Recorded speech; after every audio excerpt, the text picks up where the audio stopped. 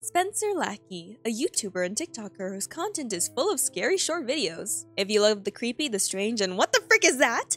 This is the place for you. And if you're unfamiliar about what I'm talking about, then you're in luck because today we'll be exploring the ASL series. And if my little video gets you interested in more of Spencer's content, the links as always will be in the description. As for a very brief rundown of what to expect, ASL is about a guy named Victor who's in a relationship with someone on the internet, and suddenly spooky stuff starts happening in his home, specifically in his basement. This results in a lot of murder. Yarr. If you're interested, sit back, relax, get a snack, and as always, my name is Rip Estrella. Let's explore.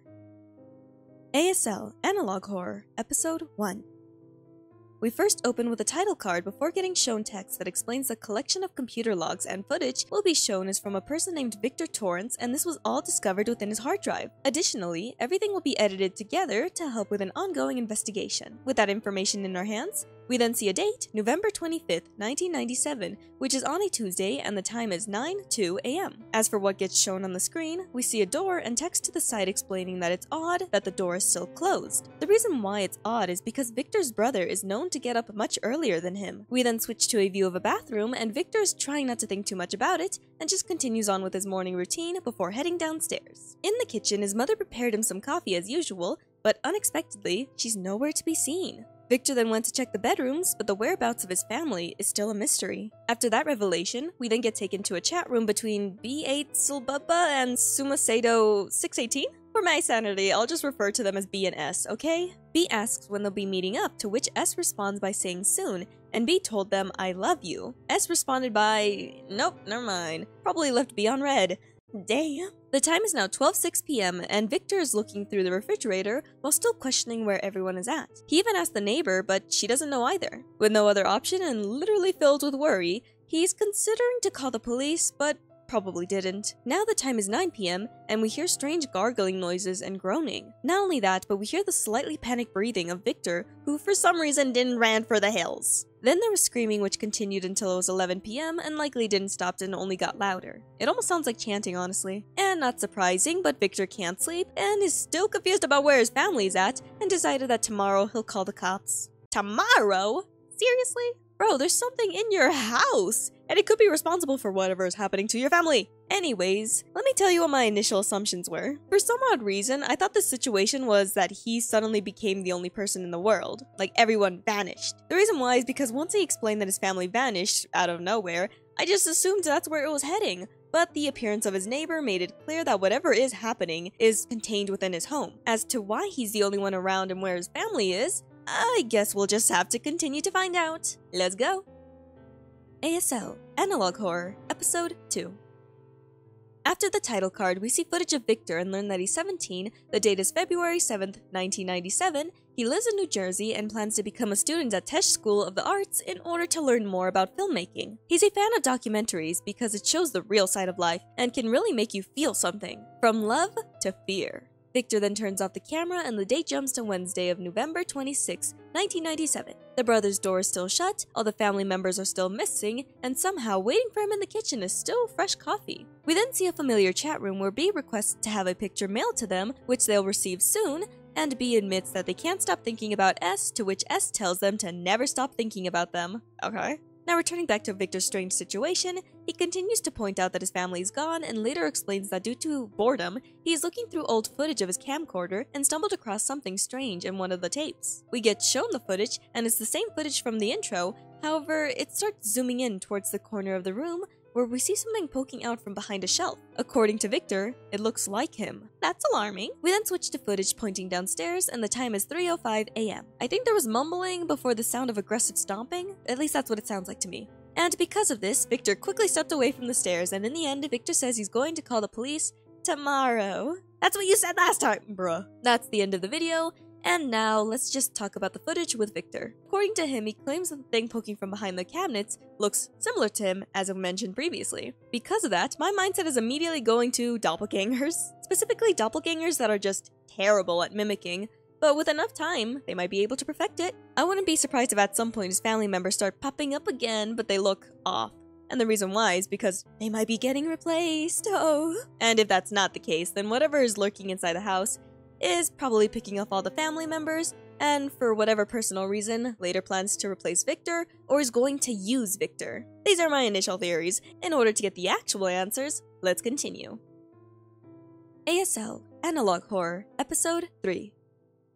The date is November 27th, 1997 on a Thursday, and we get shown a view of a window and text explaining that Victor can't sleep. The time is also 6:07 a.m., and we then switch to footage of Victor, who immediately states the time, and that his family, again, is still gone, and it's been 3 days. He knew he should have called the police sooner, but was holding out hope that his family would eventually return. Of course, that didn't happen, and eventually he woke up with a nightmare that involves him being in the basement. He described it as being dark and feeling hot, but the strange thing was a light in the hallway that leads to a white door. He opened it and suddenly felt horror, and on the other side was another door. In this situation, he said it almost felt like something was waiting for him. This of course unnerved him, and he was about to continue describing everything, however, something off camera took his attention. As he got up, we then switched to a familiar chat room and B is scared and wanting S to come over. S reassures them that everything will be fine, but B argues that it's like they're losing their mind. So S asked B if they wanted them to come over, and B agreed. With that, in a few hours, S will arrive.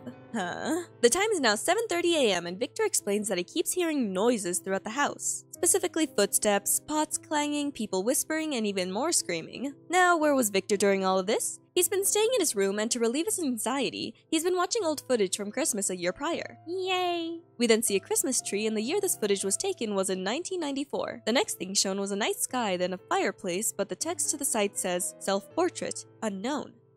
Suspicious? Especially since Victor doesn't remember filming the last tape, but that's not all. Another tape was found, to which Victor doesn't remember. The footage was then interrupted by a warning from the police, and it turns out the following content will be shown will be graphic and disturbing, so you have been warned. Now after the warning, we then switch to footage and text reading, Nightmare. The date is still November 27th, 1997, and we see a white door before everything turns dark. Then there was a dim light before revealing an open door. Inside the room, we can barely see curtains, and suddenly there was a scream and noticeably a pale figure inside.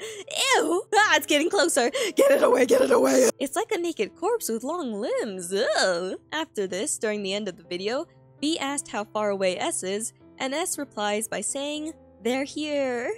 Cool. Honestly, I don't even know what to say. Actually, wait, no, I do. S has always been suspicious, but more so now. They're already here. That either means they're outside in their car, or they're in the basement. Speaking of which, the thing in the basement, I guess we know what's making all those noises.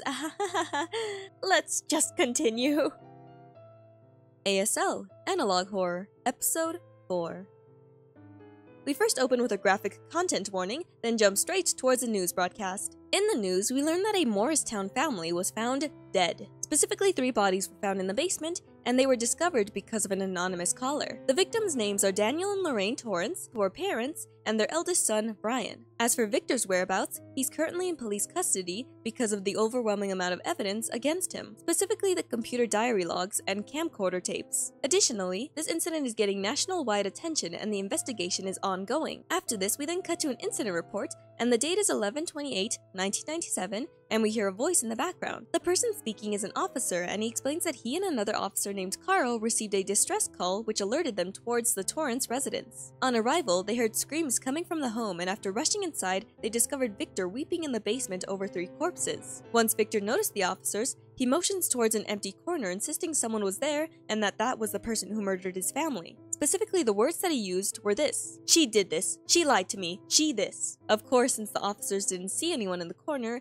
they apprehended him and tried calling for help for the victims, but they already passed, so it wouldn't do much. As for the murder weapon, they found a bloody knife in the sink and determined that the murder must have happened a few days ago. Another thing that was discovered was a VHS tape, and it was labeled Sumacedo 613, or as I've been calling them, S. Victor, of course, claims that he doesn't know anything about it. After this, we then hear the sound of a tape being inserted, and also get shown another warning from the police. Graphic and disturbing content, you have been warned! Now in the footage, we first open up to a view of the stairs leading to the basement, and there's text reading, Mommy's coming back. The background noises is both muffled yet loud, and disturbing, obviously, and we could almost see a shadow at the end of the stairs moving. Speaking of which, something appears walking up the stairs, and I think someone was talking, but I couldn't understand what they were saying. Anyways, the person walking up the stairs soon got very close to the camera. You got no nose, and sunken eyes. Ew. We then see text saying the end, and soon switch to familiar footage of Victor introducing himself, but specifically it was zooming in on the ominous thing hiding behind the shelf. There was also text reading, "Brother comes back."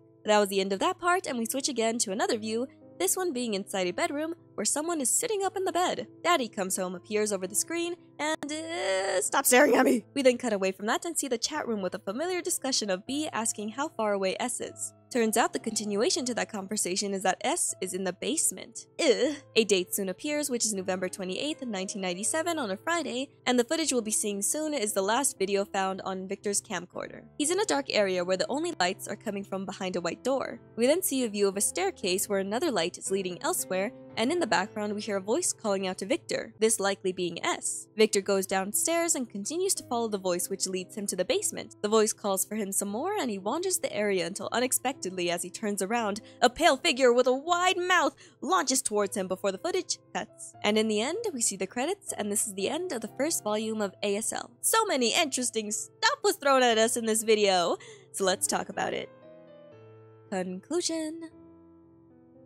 Because I'm indecisive, I have two wildly different theories of what could be happening. One that blames Victor, and the other that blames the paranormal and possibly possession. But first, let's define ASL. It either means American Sign Language, or it means age, sex, and location. The second definition mainly gets used when talking to people through the internet on chat rooms. And since we saw chat logs, I'm assuming the second definition is what we're working with. Speaking of chat rooms, B.A. Sobaba, or who I refer to as B, is obviously Victor. And through the internet, Victor has built this relationship with another person who goes by Sumaseto613, who I've been referring to as S. S clearly gotta be catfishing because I really doubt that these two actually met prior to the incident. And, you know, receiving photos, Photoshop is a thing, bruh, or you could just steal other people's images. So S, ooh, weirdo. Now, if we're going down the path where Victor's to blame for all of this, maybe he discovered that S has been catfishing him and something within him snapped. Also, I'm just guessing, maybe he was a lonely person and even isolated himself from his own family. And after discovering that he was tricked, he was fueled by both embarrassment and rage, which led him to disassociating and going a little crazy, and while filled with rage, he ended up killing his whole family. Because of that betrayal, loneliness and humiliation is a dangerous combination to someone who is probably weak-willed. Also, starting a relationship with someone on the internet he probably didn't even met?